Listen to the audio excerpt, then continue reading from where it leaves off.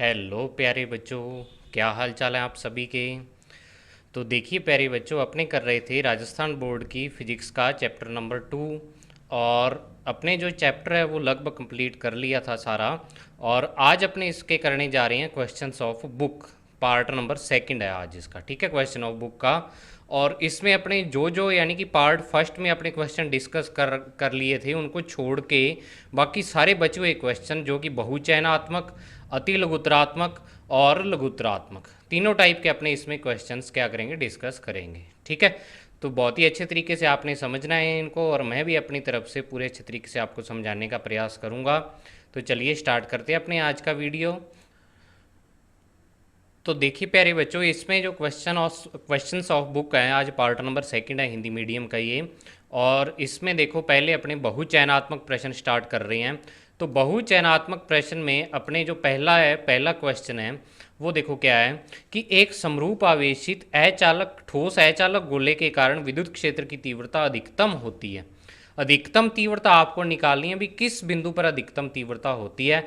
तो चाहे कोई सा भी गोला हो, हर एक गोले के लिए मैंने आपको बताया था कि अधिकतम तीव्रता कौन से बिंदु पर होती है, जो उसकी सतह वाला बिंदु होता है। तो इसका जो आंसर हो जाएगा वो अपना ये वाला आंसर इसका हो जाएगा। ठीक है, यानी सतह परिमाण अधिकतम होता है तीव्रता का, अंदर भी कम होता है बाहर भी कम होता है, या कई स्थितियों में जैसे अचालक गोला आ गया जो खोखला गोला था, या ठोस गोला आ गया जो जिसमें क्या था चालक गोला था, तो उसमें क्या था कि अंदर तीव्रता 0 थी। तो अधिकतम तीव्रता हमेशा सतह पर लेनी है आपको गोले के। ठीक है, अब देखो question number second. Question number second में देखो क्या आपके पास क्या दिया हुआ है कि विद्युत क्षेत्र की तीव्रता ई, विद्युत क्षेत्र की तीव्रता ई वाले स्थान पर ऊर्जा घनत्व निर्वात में होता है। निर्वात में आपको ऊर्जा घनत्व का मान निकालना है। ठीक है, तो आपको देखो चार ऑप्शन दिए हुए हैं, चारों ऑप्शन देखते ही आप पहचान जाओगे। तो ऊर्जा घनत्व अपने क्या करना है, ई के रूप में निकालना है। तो ई के रूप में क्या था ऊर्जा घनत्व का मान, half epsilon naught E square था। तो अब इसमें तो देखो दो ऑप्शन दिए हुए हैं, देखो स्टार्टिंग वाला ऑप्शन शायद यहाँ पे स्क्वेयर नहीं था, तो आपको वो वाला ऑप्शन टिक करना है half epsilon naught E square वाला। तो इसमें डी ऑप्शन हो जाएगा आपके पास, half epsilon naught E square. पहला ऑप्शन शायद कुछ और था, मैंने गलती से सेम ही लिख दिया। तो ऊर्जा घनत्व का आपको फॉर्मूला याद होगा ही कि ऊर्जा घनत्व ई के पदों में क्या होता है, half epsilon naught E square. और वैसे अगर सिग्मा के पदों में अपने निकालना चाहें तो सिग्मा के पदों में जो ऊर्जा घनत्व का फॉर्मूला होता है वो होता है आपके पास sigma square upon 2 epsilon naught. ठीक है, जो कि विद्युत दाब और ऊर्जा घनत्व इनके फॉर्मूले क्या थे, सेम ही थे अपने पास। अब नेक्स्ट क्वेश्चन नंबर 5 है जो अपने पास, वो अपने को देखो क्या कहता है क्वेश्चन नंबर 5 कि एक साबुन के बुलबुले को ऋणावेशित करने पर उसकी त्रिज्या क्या होती है। त्रिज्या ऑप्शन पहला है कम होती है, सेकंड है बढ़ जाती है, तीसरा है अपरिवर्तित रहती है, और चौथा है जानकारी अपूर्ण है। आपको बताना है कि साबुन के बुलबुले को नेगेटिव आवेश दे दें अगर अपने, तो उसकी त्रिज्या पर क्या प्रभाव पड़ता है। ठीक है, तो आपको मैंने क्या बताया था कि जब भी अपने क्या करते हैं किसी चालक को बाहर से अपने आवेश दे देते हैं तो उस चालक की सतह पर दाब लगना स्टार्ट हो जाता है। ठीक है, दाब लगना स्टार्ट हो जाता है और बल भी लगता है। और कैसा होता है, बल की दिशा बाहर की ओर होती है। क्यों होती है, क्योंकि ये वाला बल होता है प्रतिकर्षण बल होता है। जैसे मान लो आपने यहाँ पे प्लस आवेश दिया तो ये सारे आवेश एक दूसरे को क्या करते हैं, प्रतिकर्षित करते हैं। तो इस कारण बाहर की ओर दाब और बल कार्य करता है। ठीक है, तो अब अगर मान लो कि इसको नेगेटिव आवेश दे दें यहाँ पे, तो आप बताओ भी जब चारों तरफ नेगेटिव आवेश है तो बल कैसा होगा। बल फिर भी प्रतिकर्षण का ही रहेगा। तो बल प्रतिकर्षण का रहेगा तो प्रतिकर्षण वाले बल की दिशा अपने बाहर की ओर दिखाई है, तो तब भी जो बल की दिशा होगी वो बाहर की ओर होगी। मतलब साबुन के बुलबुले को अगर अपने नेगेटिव आवेश दें चाहे पॉजिटिव दें, नेगेटिव और पॉजिटिव आवेश एक दूसरे को, पॉजिटिव वाला पॉजिटिव को प्रतिकर्षित करेगा और नेगेटिव वाला नेगेटिव को प्रतिकर्षित करेगा। तो हर टाइम जो बल है बाहर की ओर लगेगा, मतलब जो बुलबुले की त्रिज्या है वो क्या होती है, बढ़ जाती है, आकार क्या हो जाता है, बढ़ जाता है। तो वही चीज़ आंसर में लिखी हुई है, क्योंकि साबुन के बुलबुले को जो चाहे आवेश पॉजिटिव या नेगेटिव दें, हमेशा बल व दाब प्रतिकर्षण की ओर बाहर की ओर लगता है, तो इसका आकार क्या हो जाता है, बढ़ जाता है। ठीक है, बढ़ जाता है आकार। अब नेक्स्ट देखो, नेक्स्ट जो क्वेश्चन है वो भी बहुत ही बढ़िया क्वेश्चन है। एग्जाम में तो पता नहीं मेरे को, लेकिन कंपटीशन एग्जाम में ऐसे क्वेश्चन हमेशा पूछे जाते हैं। ठीक है, तो अब देखो आपको क्या दिया हुआ है, क्वेश्चन को समझना। 8वां और 9वां दो क्वेश्चन ये ऐसे हैं जो बिल्कुल सेम है, लेकिन थोड़ा सा फर्क दिया हुआ, और उस थोड़े से फर्क से आंसर देखो कितना चेंज हो जाएगा। कि दो चालक गोले दिए हुए हैं आपको और उनकी त्रिज्या एक की ए और एक की बी है। इन्हें समान पृष्ठ आवेश घनत्व सिग्मा से आवेशित करने पर इसकी सतह पर विद्युत क्षेत्र की तीव्रताओं का अनुपात ज्ञात करो। अब आपको कहा है कि दोनों गोलों के लिए जो सिग्मा का मान है ना, वो सिग्मा का मान समान है। ठीक है, यानी पहले गोले के लिए भी सिग्मा और दूसरे के लिए भी सिग्मा है। अब सिग्मा होता क्या है वो देखो आप, सिग्मा होता है इकाई क्षेत्रफल पर आवेश। यानी पहले गोले का चाहे आप 1 मीटर स्क्वायर क्षेत्रफल ले लो या दूसरे गोले का 1 मीटर स्क्वायर ले लो, दोनों में ही जो आवेश होगा वो क्या हो जाएगा, समान हो जाएगा। तो हो ऐसे भी सकता है, मान लो पहला गोला है उस पर आपने 50 कूलाम आवेश दिया हुआ है और दूसरे गोले पर आपने कितना दिया हुआ है, 10 कूलाम आवेश दिया हुआ है। अब इसको अगर आप क्या करो 25 से भाग दे दो तो आपके पास जो सिग्मा का मान आ जाएगा, दो आपके पास क्या आ जाएगा, सिग्मा का मान आ जाएगा। और इसको जब आप 5 से भाग देंगे तब आपके पास 2 आएगा। मतलब इस गोले का जो एरिया है वो तो 25 मीटर स्क्वायर है और इसका 5 मीटर स्क्वायर है। तो दोनों गोले अलग अलग हो सकते हैं। दोनों स्थितियों में देखो जो आपके पास सिग्मा का मान आएगा वो 2 आएगा। भाई आवेश अपॉन क्षेत्रफल क्या होता है, सिग्मा का मान होता है। तो चाहे अगर मैं दो स्थितियां ले लूँ 50/25 वाली और 10/5 वाली, तो दोनों स्थितियों में सिग्मा का मान 2 आएगा। लेकिन देखो दोनों गोलों पर आवेश अलग अलग है, इस पर 50 कूलाम है, इस पर 10 है। दोनों का आकार भी अलग अलग है, मतलब पृष्ठीय क्षेत्रफल भी दोनों का, एक का 25 है दूसरे का 5 है। तो मतलब दोनों गोले बिल्कुल अलग अलग हैं, उन पर आवेश भी अलग अलग हैं, पृष्ठीय क्षेत्रफल भी अलग अलग हैं, बस इकाई क्षेत्रफल पर आवेश समान है। ठीक है, तो अब आपको क्या करना है, उसकी सतह पर विद्युत क्षेत्र की तीव्रता का अनुपात लिखना है। तो अब देखो मैंने यहाँ पे लिखा हुआ है कि दोनों गोलों का जो पृष्ठ आवेश घनत्व है वो सिग्मा है, सिग्मा पृष्ठ आवेश घनत्व आ गया। अब आगे एक चीज लाइन लिखी हुई है, अतः पृष्ठ आवेश घनत्व के रूप में प्रथम गोले के पृष्ठ या सतह पर विद्युत क्षेत्र की तीव्रता। अब जब आपको क्वेश्चन में पृष्ठ आवेश घनत्व दिया हुआ है तो तीव्रता का आप वो वाला सूत्र काम लोगे जिसमें क्या आता है, पृष्ठ आवेश घनत्व आता है। तो वैसे तो आपको जो गोला दिया हुआ है, चालक गोला दिया हुआ है, तो चालक गोले के लिए अगर मैं तीव्रता की बात करूं तो जो इसकी सतह पर तीव्रता आती है वो आती है KQ बटा में क्या आती है, R² आती होती है। ठीक है, KQ बटा R² आती है।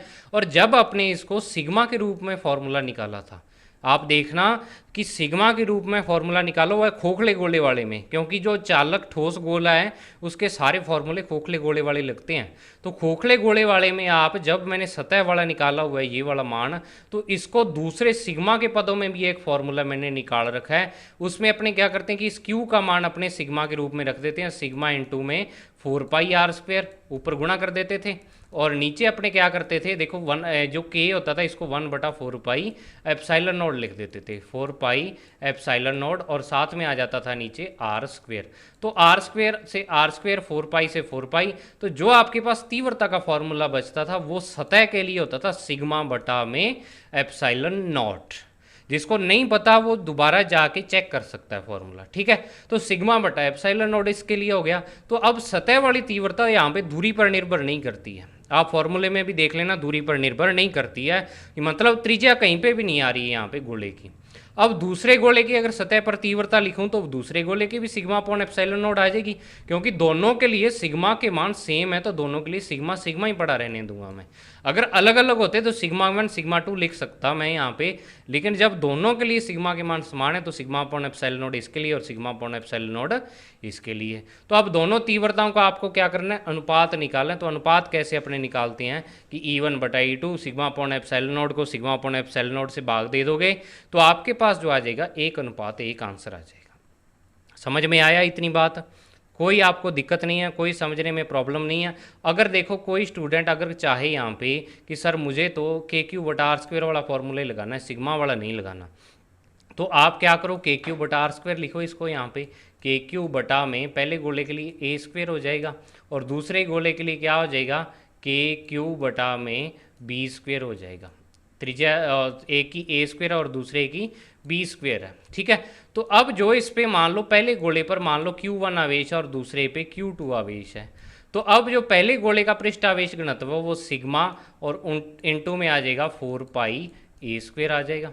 क्या आ जाएगा, सिग्मा इंटू 4πr² और Q2 का मान यानी दूसरे गोले पर जो आवेश का मान है वो सिग्मा इंटू 4πb² आ जाएगा, सिग्मा इंटू 4πb² आ गया। तो अब b² से ये वाला b² कैंसिल, और इस k को अगर मैं 1/4πε0 लिखूँ, 1/4πε0, तो यहाँ पे 4π से ये ऊपर वाला 4π कैंसिल, ठीक है। तो q को तो आपने हटा ही दिया था, तो ऊपर बचेगा सिग्मा और नीचे बचेगा ε0।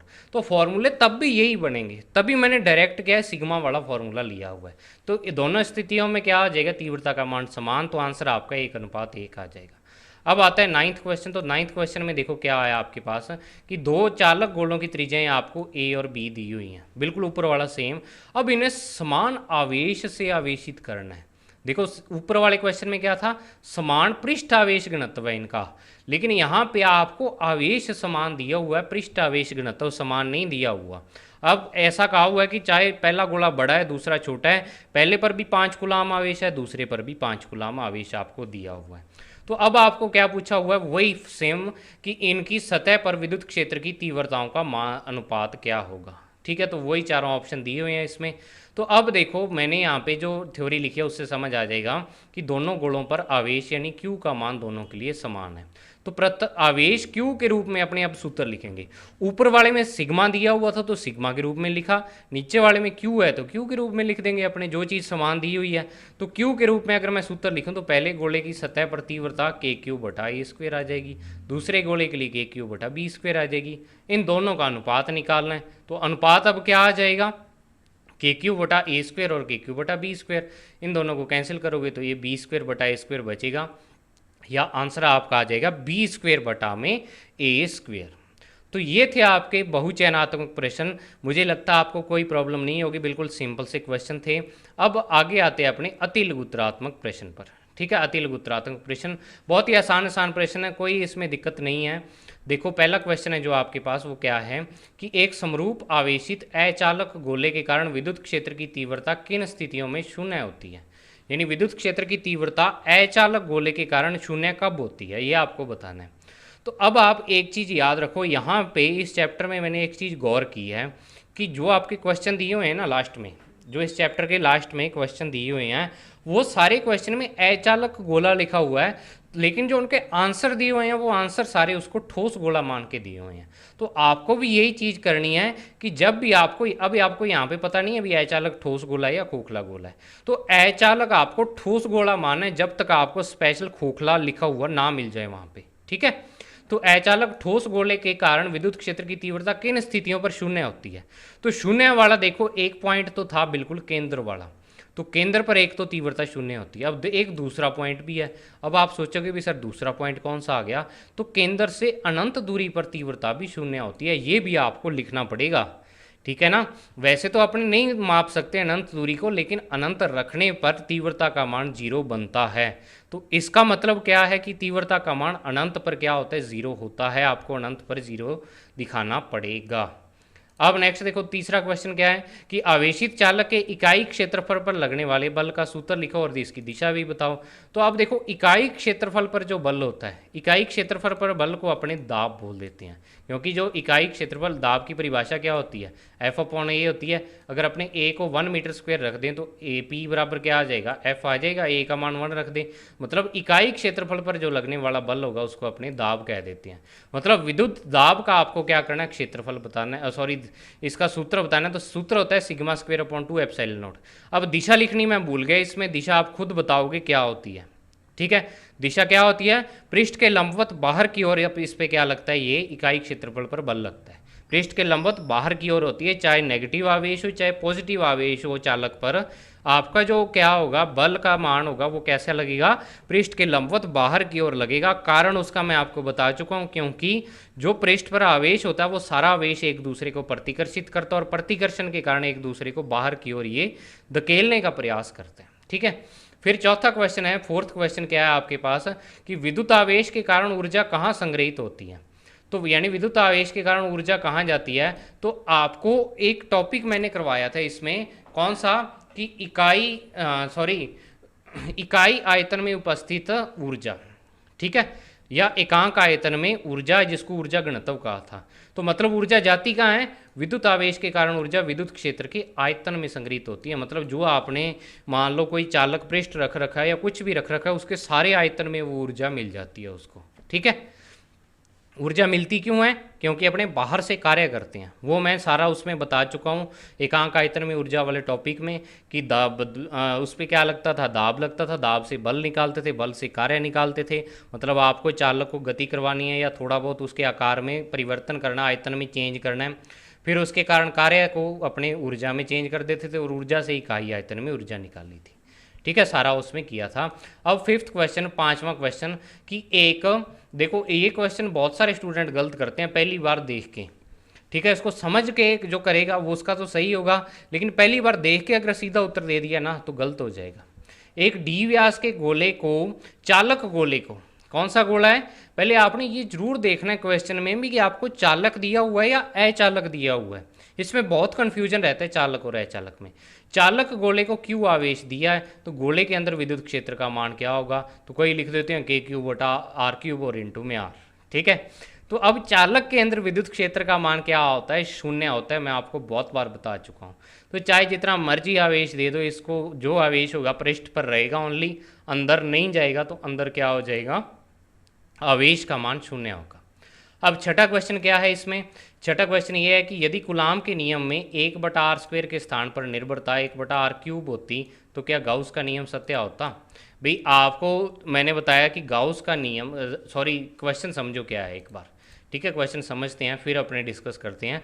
कि मान लो आपके पास जो कूलाम का नियम है उसमें जो तीव्रता आती है या बल का मान आता है, उसमें नीचे r² आता है यहाँ पे। अब ये कहता कि इस r² की जगह पे क्या होता, r³ आ जाता, तो तब भी आप गाउस का नियम लगा सकते थे या नहीं लगा सकते थे। तो गाउस के नियम में अपने महत्वपूर्ण बातों में एक पॉइंट पड़ा था। वो पॉइंट क्या था कि गाउस का नियम उन्हीं विद्युत क्षेत्रों के लिए लागू होता है या वैध होता है जो क्या करते हैं, व्युत्क्रम वर्ग के नियम का पालन करते हैं। ये लाइन पड़ी थी अपने। तो अब व्युत्क्रम वर्ग का नियम मतलब क्या होता है कि जिसमें क्या हो, किसी भी राशि का मान जो दूरी या उसके वर्ग के व्युत्क्रमानुपाती हो, ये व्युत्क्रम वर्ग का नियम होता है। जैसे बल का मान है, गुरुत्वाकर्षण बल है, वो भी व्युत्क्रम वर्ग के नियम का पालन करता है। कूलाम बल है वो भी व्युत्क्रम वर्ग के नियम का पालन करता है। लेकिन अगर कूलाम बल में 1/r³ आ गया तो व्युत्क्रम वर्ग के नियम का पालन नहीं करेगा। तो मतलब आप गाउस नियम इसके लिए सत्य नहीं होता, लागू नहीं कर सकते गाउस का नियम, क्योंकि जो व्युत्क्रम वर्ग के नियम का पालन करते हैं गाउस का नियम उन्हीं पर लगता है। मतलब जिसमें क्या आता है सूत्र में 1/r² आ जाता है, उसी फॉर्मूले पर उसी को आप यूज करके गाउस का नियम की उत्पत्ति कर सकते हो। जैसे आपने विद्युत क्षेत्र की तीव्रता ली थी तो उसमें 1/r² आ रहा था। अब सातवां क्वेश्चन देखो क्या है कि एक समरूप आवेशित अचालक गोले के केंद्र पर विद्युत क्षेत्र की तीव्रता का मान क्या होता है। तो केंद्र पर अभी मैं आपको बता चुका हूं कि चाहे कोई मर्जी गोला, उसके केंद्र पर जो तीव्रता का मान है वो 0 होगा। 0 क्यों होगा, क्योंकि अंदर जो तीव्रता वो ये होती है और इसमें r बराबर अपने क्या कर देंगे, 0 रख देंगे, तो E बराबर 0 हो जाएगा। तो ये आपके अति लघुत्तरात्मक प्रश्न थे जो रह गए थे। अब बात आती है लघुत्तरात्मक प्रश्न की। ठीक है, लघुत्तरात्मक प्रश्न में क्या आ गया, पहला जो क्वेश्चन है वो क्या है कि साबुन का बुलबुला आवेशित करने पर आकार में क्यों बढ़ जाता है। तो ये क्वेश्चन आपको वैसे मैं बता चुका हूँ अभी, लेकिन फिर भी इसका आंसर मैंने लिख दिया कि साबुन के बुलबुले को आवेशित करने पर उसकी सतह पर बाहर की ओर बल कार्य करता है। बाहर की ओर ही क्यों करता है, क्योंकि आवेश एक दूसरे को प्रतिकर्षित करते हैं। अगर मान लो अल्पांश लें उस पर छोटे छोटे, तो वो क्या करेंगे, एक दूसरे को प्रतिकर्षित करेंगे। तो बाहर की ओर बल और दाब कार्य करता है, जिससे उसका आकार क्या हो जाता है, बढ़ जाता है। अब नेक्स्ट क्वेश्चन नंबर 12। ये क्वेश्चन नंबर देखो इस टॉपिक में अपने इस चैप्टर से रिलेटेड नहीं है, वैसे ही दे दिया उन्होंने कि आप एक कार में जा रहे हैं, बिजली गिरने पर बिजली गिरने वाली है, तो आप अपनी सुरक्षा के लिए क्या करेंगे। तो देखो क्या होगा कि एक बात तो मैं आपको पहले बता दूं इस क्वेश्चन में कि ये वाली बातें जो अपना दैनिक जीवन है उस पर लागू नहीं होती हैं। ठीक है ना, क्या है कि देखो थियोरेटिकली ये चीज़ अपने कह सकते हैं भी ऐसा होगा, लेकिन प्रैक्टिकल में ऐसा होगा या नहीं होगा वो अपने को नहीं पता। कि अपने क्या करें, कार पर जा रहे हैं और बिजली गिरने वाली है, तो बिजली वास्तव में आवेश ही होता है। विद्युत धारा क्या होती है, आवेशों का प्रवाह ही होती है। तो ऊपर से बिजली गिरती है उसमें भी तो क्या होता है, आवेश ही होता है। तो अपने क्या करेंगे, कार को बंद कर लेंगे, खिड़कियां भी बंद कर लेंगे और अंदर अपने आप बंद करके बैठ जाएंगे, क्योंकि जो आवेश आएगा वो तो सारा बाहरी सतह पर ही रहेगा। लेकिन इस आवेश में इतनी ताकत होती है कि ये सतह पर ना रह के सारी कार को ही क्या कर देगा, स्वाह कर देगा। ठीक है ना, उसकी भस्म बना देगा, वहीं पे उसको स्वाहा कर देगा, उसका ख़त्म कर देगा उसको, क्योंकि इस पर आवेश इतना ज़्यादा होता है कि उसमें ऊर्जा बहुत ही ज़्यादा हो जाती है, जिससे वो क्या चीज़ है, वो चीज़ ख़त्म ही हो जाती है। जैसे बिजली गिरती है, बहुत ही ज़्यादा इसकी अमाउंट होती है बिजली की। तो ये वाला टॉपिक अपने रिलेटेड नहीं है, ये क्वेश्चन चलो आपको दे दिया, सीरियस नहीं लेना इस क्वेश्चन को। अब बात आती है 13वें और 14वें क्वेश्चन की, अच्छे तरीके से समझना। वैसे ये वाला जो क्वेश्चन है ना, ये अपने 7वें चैप्टर में दोबारा पढ़ेंगे, 7वें चैप्टर में क्वेश्चन आएगा ये वाला, बिल्कुल ऐसा ही, ठीक है।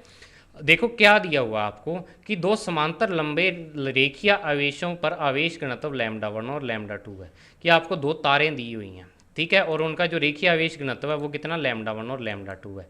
इन पर आवेश दिया हुआ है, कोई भी आवेश हो सकता है, लेकिन दोनों पर सेम ही है, ठीक है। ये देखो λ1 और λ2 पॉजिटिव है, तो मतलब दोनों पर पॉजिटिव आवेश दिया हुआ, आप दिखा भी सकते हो दोनों पर पॉजिटिव आवेश।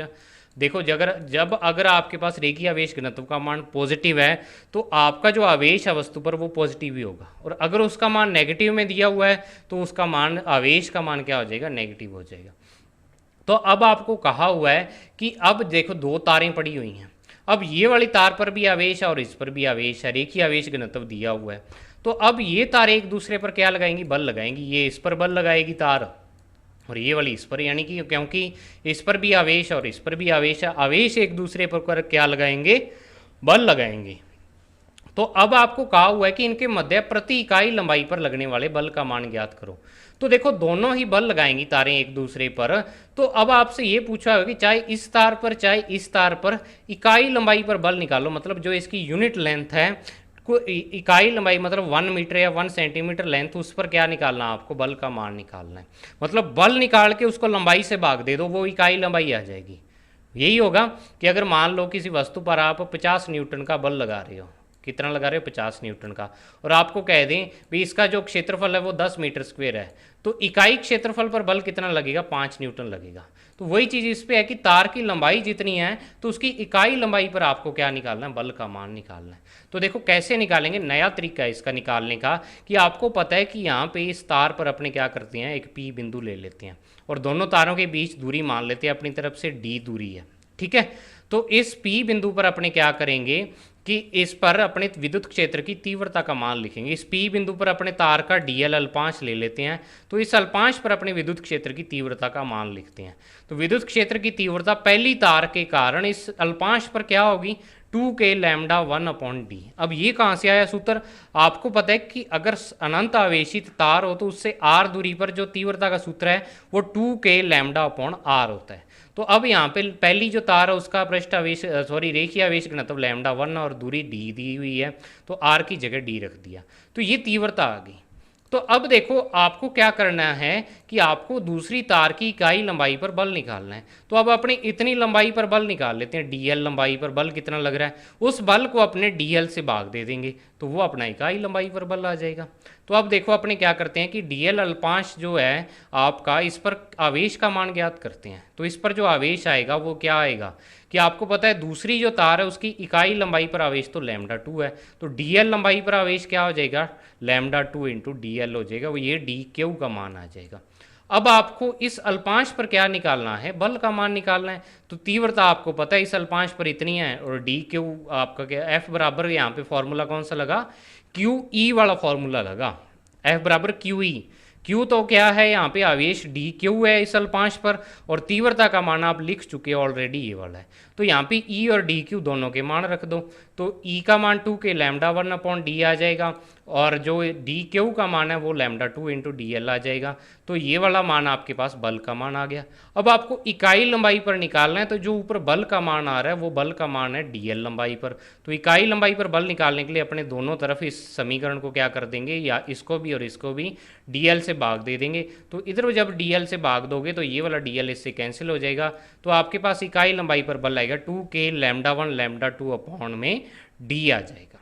ठीक है, नए टाइप का एक डेरिवेशन हो गया ये। ठीक है, इसको 2-3 बार लिख के देखना, फिर आपके याद हो जाएगा। अब देखो नेक्स्ट जो लास्ट क्वेश्चन आता है अपना आज का, वो आता है कि दो अनंत विस्तार के समतल समांतर तलों पर क्रमशः आवेश घनत्व प्लस सिग्मा और माइनस सिग्मा है, तो इनके मध्य किसी बिंदु पर विद्युत क्षेत्र की तीव्रता का मान क्या होगा। एक चीज़ मेरी पहले सुन लो आप कि जो क्वेश्चन जो लघुत्रात्मक प्रश्न रह गए हैं वो मैं आपको ऑलरेडी नोट्स में करवा चुका हूँ। लघुत्रात्मक प्रश्न मैं वही करवाता हूँ हमेशा हर चैप्टर में जो आपके नए होते हैं। अब आपको मान लो ऐसे आ गया कि विद्युत दाब का व्यंजक निकालो या फॉर्मूला निकालो उसका क्या होता है विद्युत दाब का, तो वो तो आपको करवा ही चुका मैं ऑलरेडी, तो लघुत्रात्मक में मैं दोबारा उसको नहीं करवाता हूँ। ओनली वो क्वेश्चन अपने इसमें डिस्कस करते हैं क्वेश्चंस में लघुत्रात्मक में जो आपके चैप्टर में डायरेक्ट नहीं आए हुए हैं, थोड़े से नए टाइप के होते हैं। तो अब आपको क्या दिया हुआ है कि दो समांतर तल दिए हुए हैं, तल मतलब आपको पट्टिका दी हुई है दो, एक का पृष्ठ आवेश घनत्व प्लस सिग्मा और एक का माइनस सिग्मा है, मतलब एक को आपने प्लस आवेश दे रखा है दूसरे को माइनस, दोनों पर आवेश घनत्व का मान आपको दिया हुआ है। तो इनके मध्य है, इनके बिल्कुल बीच में किसी बिंदु पर विद्युत क्षेत्र की तीव्रता का मान क्या होगा। तो अपने क्या करते हैं, इसके बीच में एक बिंदु ले लेते हैं। तो इस बिंदु पर आपको क्या करना है, इन दोनों प्लेटों के कारण विद्युत क्षेत्र की तीव्रता का मान निकालना है। तो विद्युत क्षेत्र की तीव्रता का मान निकालने के लिए देखो कि आपको पता है कि कोई भी अगर अनंत लंबाई की पट्टी हो तो उससे जो तीव्रता होती है, तीव्रता का मान सिग्मा अपॉन में 2 एप्सिलॉन नॉट होता है उसके लिए। और ये तीव्रता का मान दूरी पर निर्भर नहीं करता, आप पी बिंदु को चाहे यहाँ ले लो, चाहे यहाँ ले लो, चाहे यहाँ जहाँ मर्जी ले लो, इससे जितनी मर्जी दूरी पर जो तीव्रता का मान है वो सिग्मा अपॉन में क्या रहेगा, 2 एप्सिलॉन नॉट ही रहेगा। तो अब देखो माना दोनों समांतर तलों के मध्य P बिंदु पर तीव्रता ज्ञात करनी है, तो अब अपने पहले तीव्रता की दिशा निकालते हैं।